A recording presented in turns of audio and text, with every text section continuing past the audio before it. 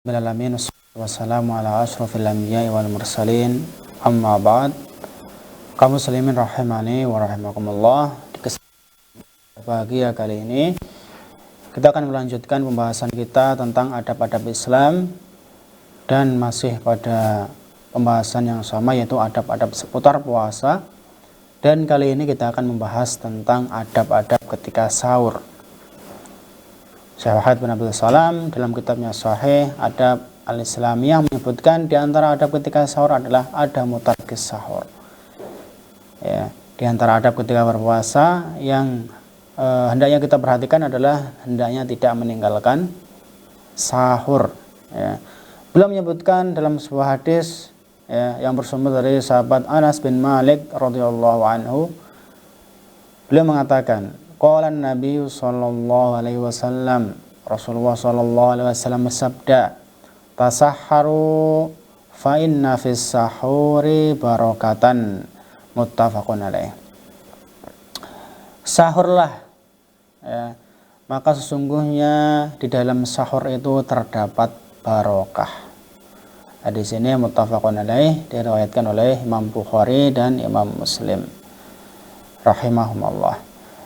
Bersumber dari sahabat Anas bin Malik, yaitu Anas bin Malik ibn Nadhr al-Ansari al-Khajraji, yang merupakan pembantu Rasulullah sallallahu alaihi wasallam. Beliau membantunya selama 10 tahun. Sejak kecil dititipkan oleh ibunya untuk membantu Rasulullah sallallahu alaihi wasallam. Termasuk sahabat yang sangat terkenal yang dijuluki dengan Dzul Udzunaini. Ya, beliau wafat sekitar tahun 73 Hijriyah. Wallahu taala alam, radhiyallahu anhu. Dalam hadis ini, ya, Rasulullah sallallahu alaihi wasallam memerintahkan kita untuk sahur. Ya, Rasulullah SAW bersabda, tasahharu, sahurlah. Dan sebagaimana yang sudah kita sampaikan, yang sudah kita ketahui bersama, ya, perintah itu hukum asalnya adalah wajib. Ya, al-aslu fil amri lil wujub. Perintah itu hukum asalnya wajib. Nah, namun ya, tidak pada hadis ini. Ya, tidak pada hadis ini. Perintah dalam hadis ini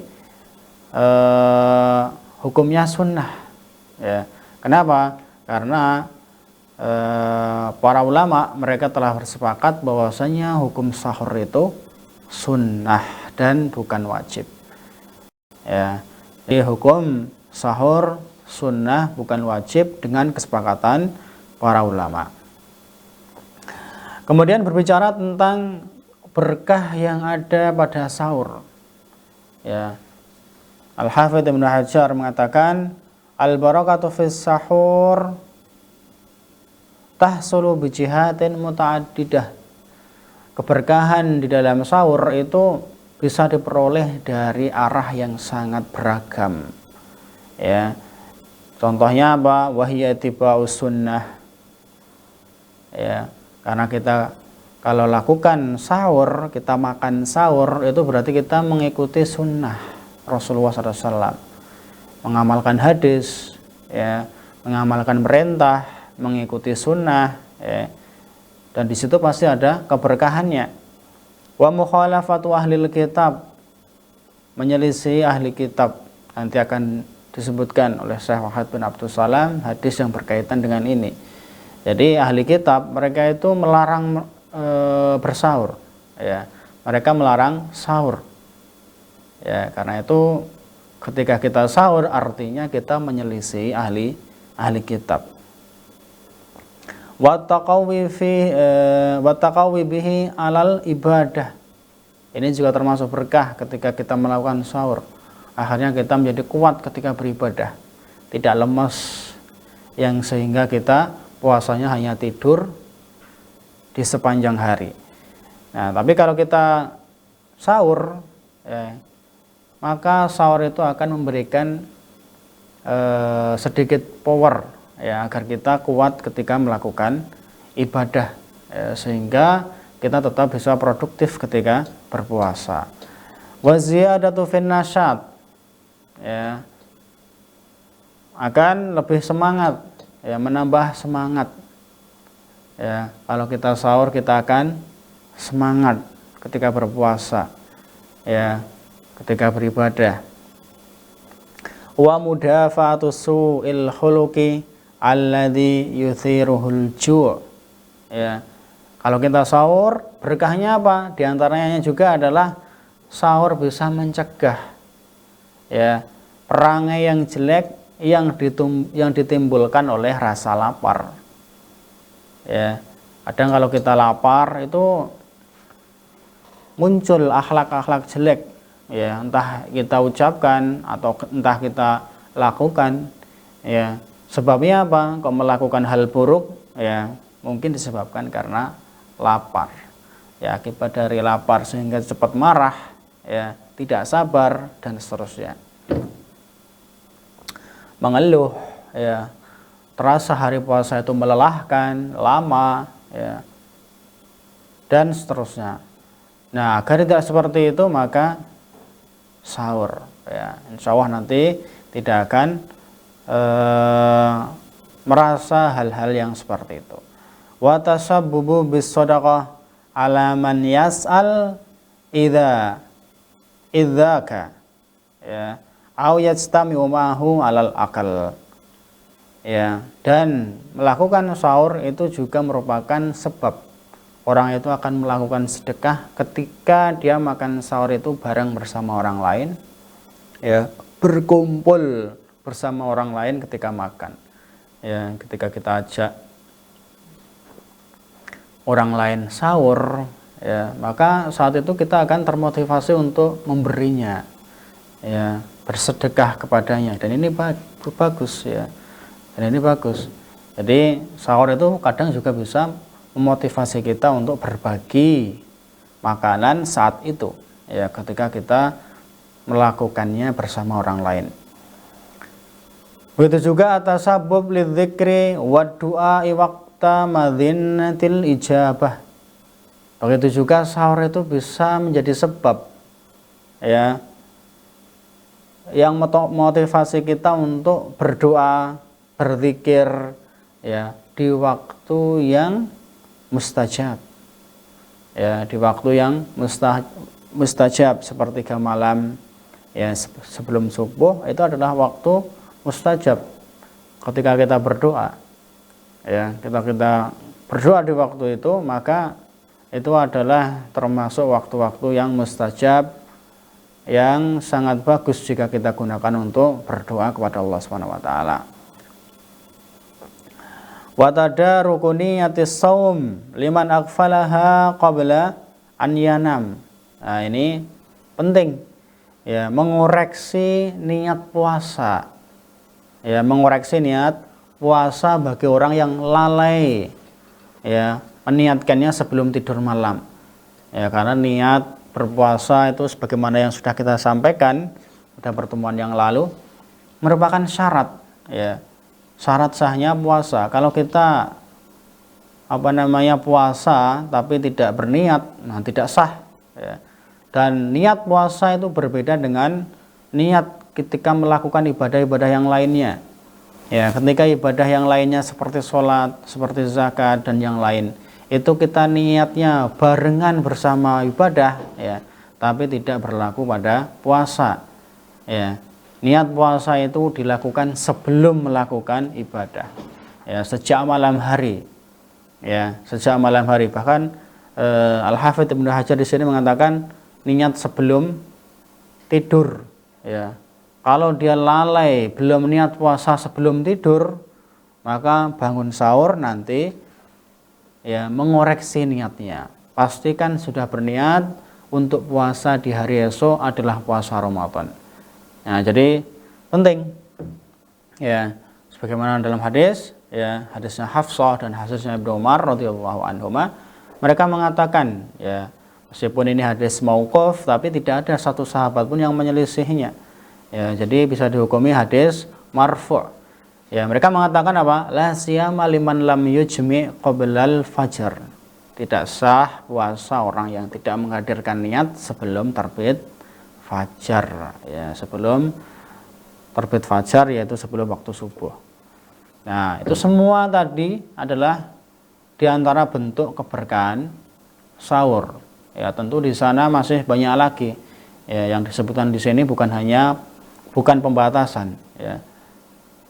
Jadi mungkinan ada yang lain, ya, tapi tidak mungkin menyebutkannya secara detail satu per satu. Wallahu a'lam.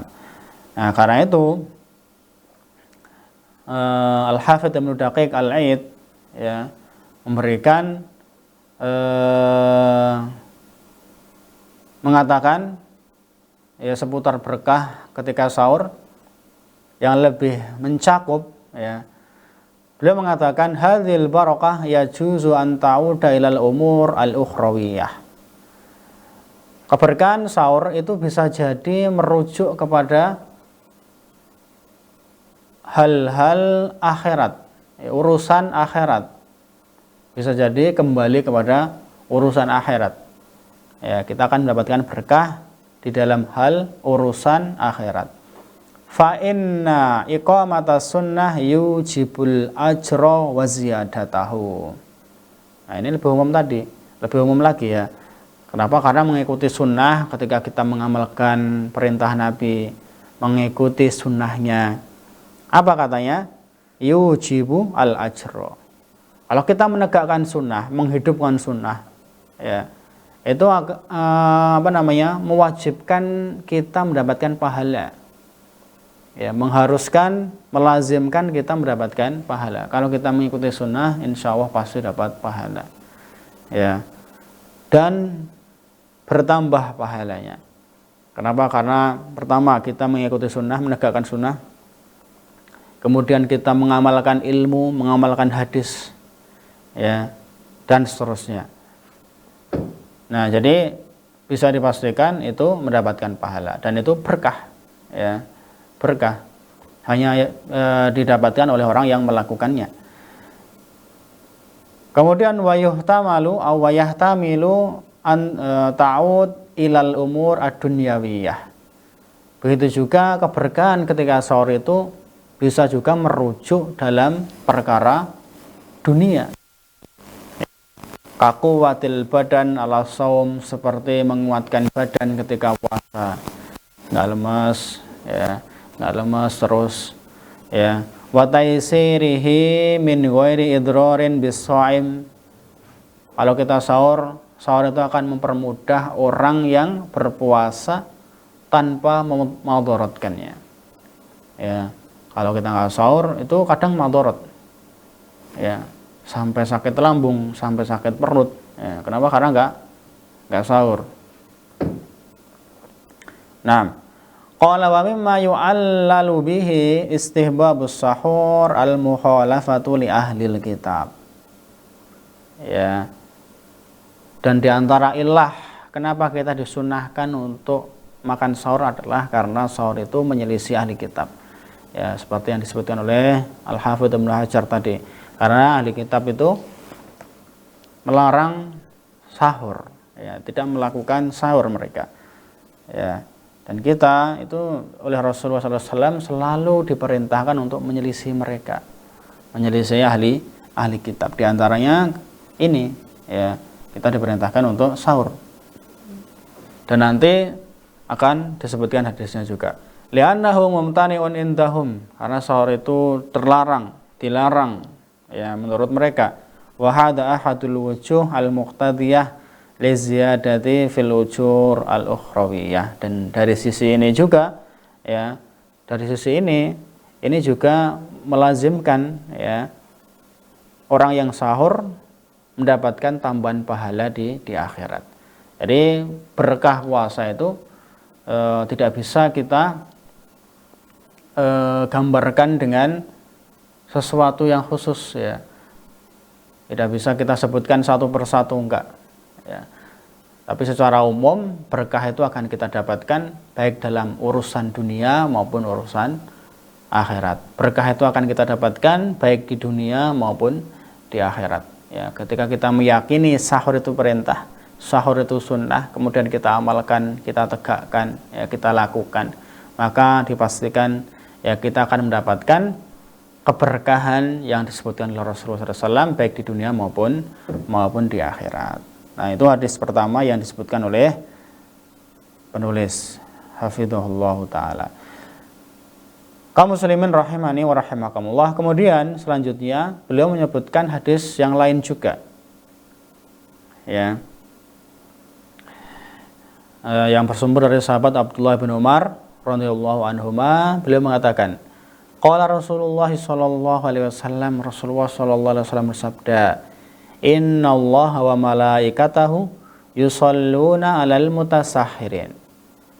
Ya, sesungguhnya Allah dan para malaikatnya mereka berdoa, ya, mendoakan kebaikan untuk orang-orang yang sahur.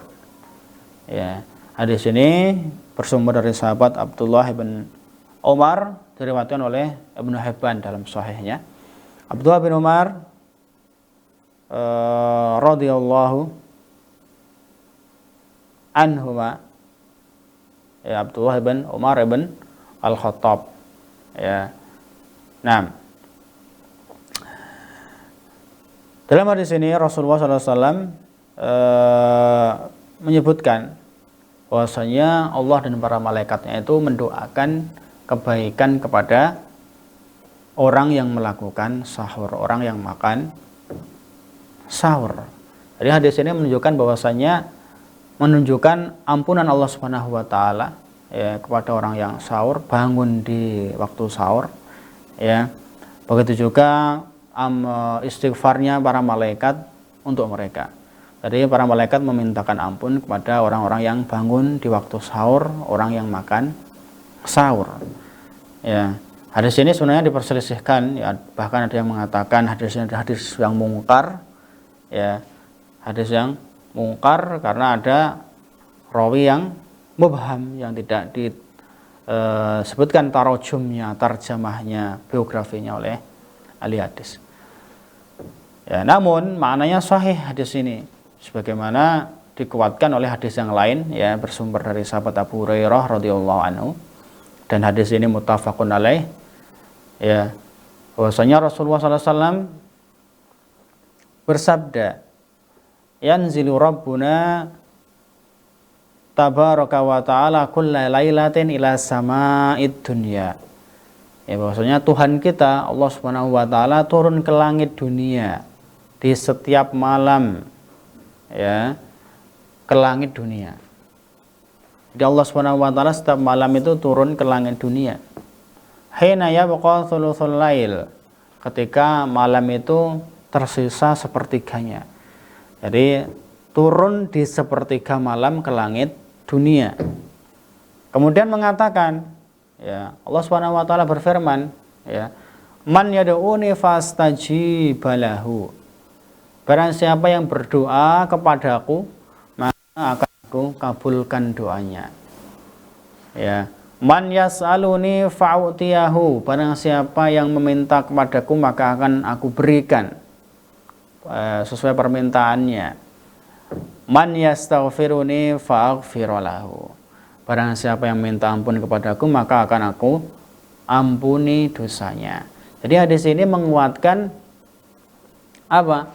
Tadi yang disebutkan oleh Al-Hafidz Ibnu Hajar, bahwasanya di antara berkah sahur adalah ketika kita sahur kita mendapati waktu mustajab, ya, waktu mustajabnya berdoa. Ya, karena itu jangan kita sampai lewatkan, ya, kalau kita sahur, ya, sambil berdoa.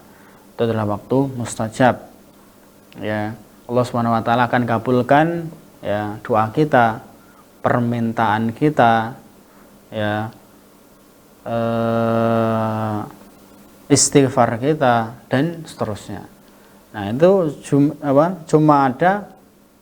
cuma didapati oleh orang yang melakukan sahur, ya.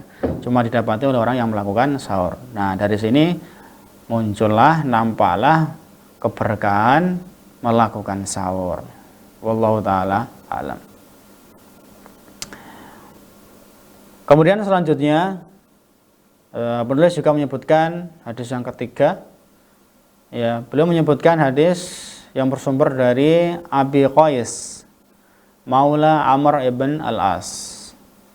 Ya, bahwasanya dia mengatakan, Abu Qais ini mengatakan, Abu Qais dulunya adalah budak, kemudian dimerdekakan oleh Amr ibn al-As, sehingga gelarnya, julukannya adalah Maula. Ya, Maula Amr ibn al-As. Beliau mengatakan, kana Amr ibn al-As ya'muruna an nasna' lahu ta'am. Abdullah bin Amr ibn al-As memerintahkan kami supaya kita membuatkan untuknya makanan. Yatasahharu bihi, yang akan dia makan di waktu sahur.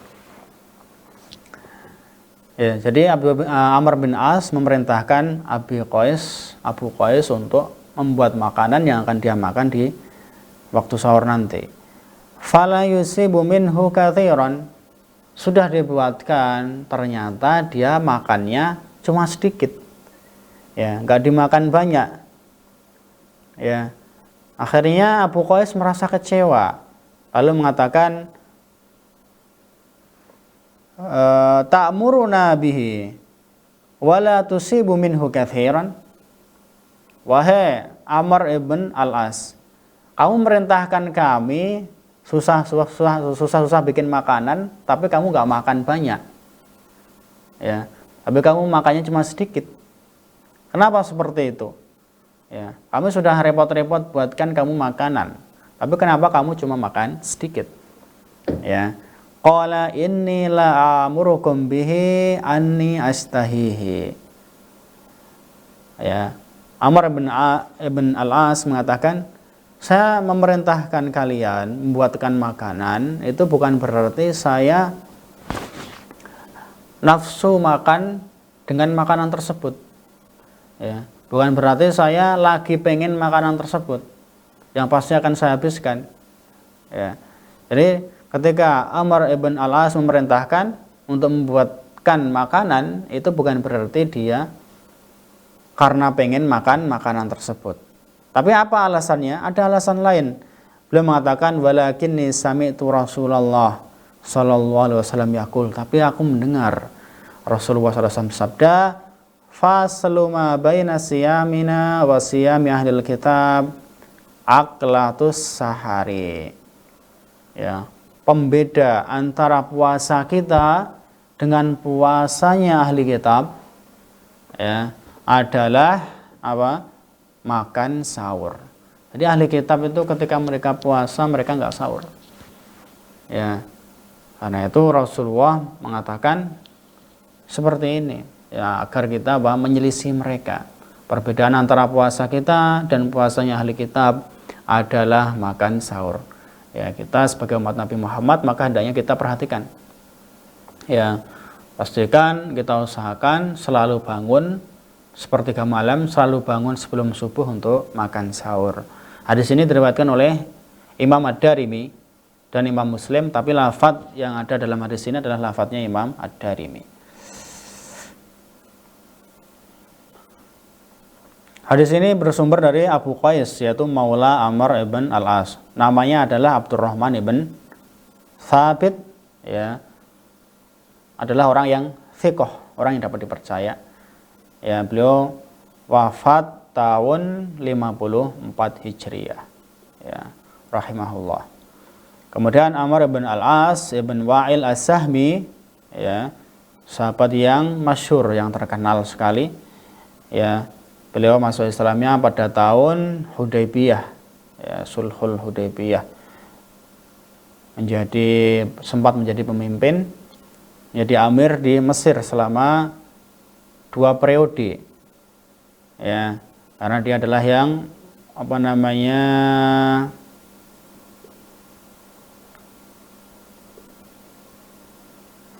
memerdekakannya, ya, yang membuka kota Mesir, ya, yang membuka Mesir pada saat itu, yang memerdekakan Mesir.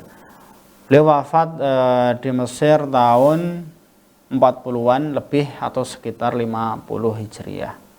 Ya.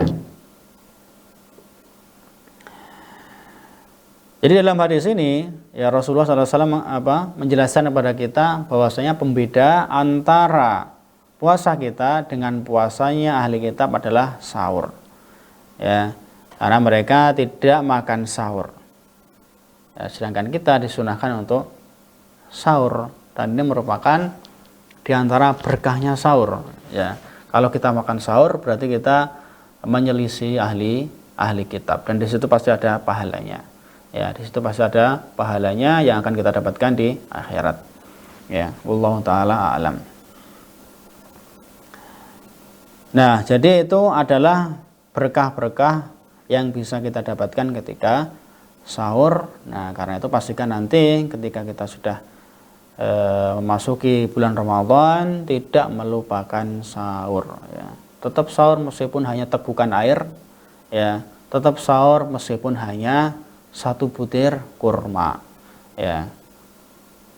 Nah, karena itu selanjutnya di antara adab yang perlu kita perhatikan adalah yustahabbu an yaj'ala fi sahurihi tamron.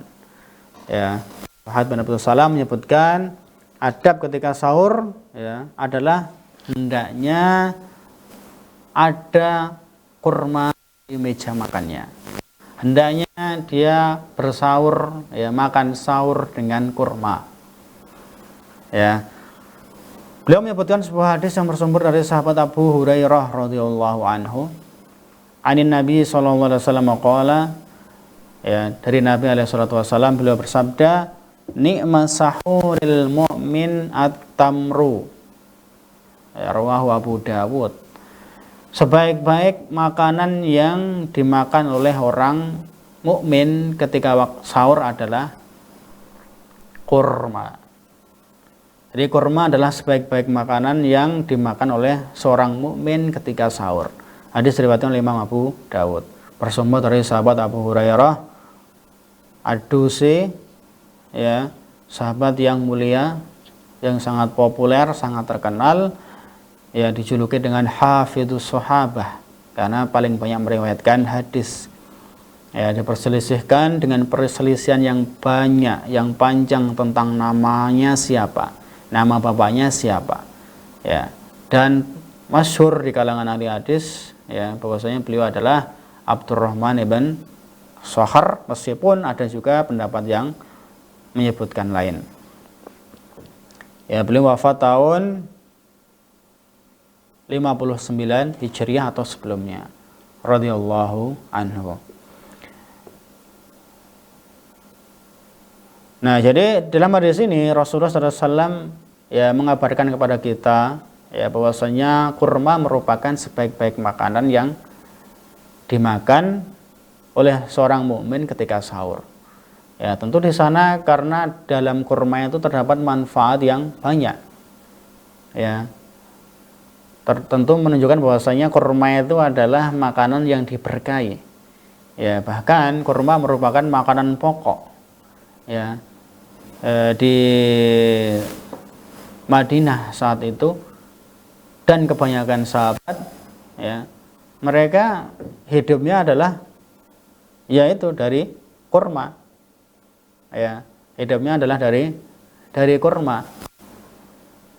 Nah, karena itu Nabi SAW senantiasa menganjurkan para sahabatnya untuk mengkonsumsi kurma, bahkan menyimpannya ya sebagai cadangan makanan dan seterusnya.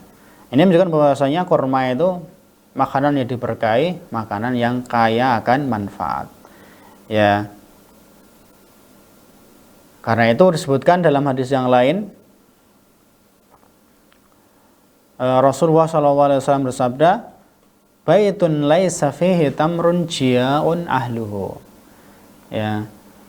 Biasanya Rasulullah SAW berkata kepada Aisyah radhiyallahu anha, ya Aisyah, wahai Aisyah, rumah yang di dalamnya tidak ada kurmanya, maka penghuni rumah itu akan lapar.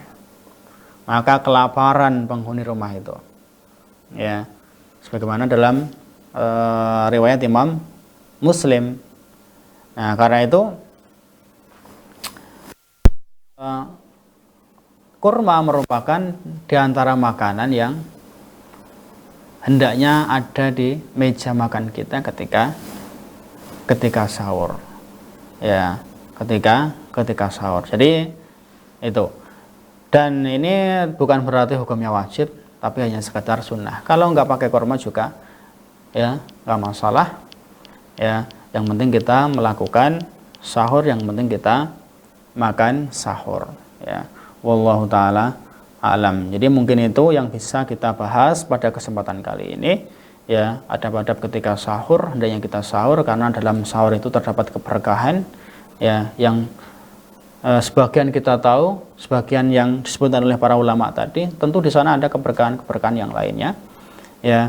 Kemudian disunahkan ketika sahur hendaknya kita makan kurma ya, hendaknya kita makan kurma karena kurma merupakan makanan yang penuh manfaat, makanan yang diberkahi ya. Bahkan kebanyakan sahabat mereka tumbuh ya, mereka hidup bertahan adalah dari kurma ya. Mungkin itu yang bisa kita sampaikan, mudah-mudahan bermanfaat, dan kita sambung pada kesempatan yang lain. Wassallallahu wasallam ala nabiyina Muhammad wa ala alihi wa ashabihi ajma'in. Wassalamualaikum warahmatullahi wabarakatuh. Al Furqan TV, saluran pendidikan, dakwah dan inspirasi Islami.